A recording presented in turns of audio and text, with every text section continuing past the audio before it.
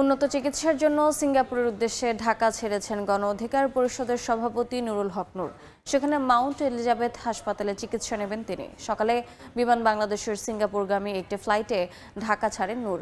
এ সময় দলীয় নেতাকর্মীরা তাকে বিদায় জানান। দলের মুখপাত্র ফারুক হাসান বলেন, নুরুল হক নূর দেশের বাইরে চিকিৎসা নিতে চাননি। দেশের চিকিৎসা ব্যবস্থায় আস্থা রয়েছে তার। তবে মেডিকেল বোর্ড জানিয়েছে, উন্নত চিকিৎসার জন্য তাকে বিদেশে নেওয়ার বিকল্প নেই। গণ অধিকার পরিষদ সভাপতির চিকিৎসায় ৪ থেকে ৬ সপ্তাহ সময় লাগতে পারে বলে জানিয়েছেন চিকিৎসকরা।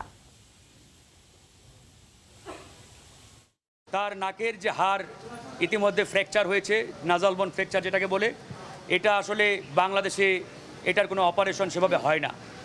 এই জন্যই মূলত ডাক্তারদের পরামর্শক্রমে তাকে উন্নত চিকিৎসার জন্য আমরা দলীয় এবং পারিবারিকভাবে তাকে আমরা বিদেশে পাঠানোর উদ্যোগ নেই। তারই ধারাবাহিকতায় আজকে তিনি সিঙ্গাপুরের উদ্দেশ্যে রওনা দিয়েছেন এবং সেখানে মাউন্ট এলিজাবেথ হাসপাতালে তিনি চিকিৎসা নেবেন।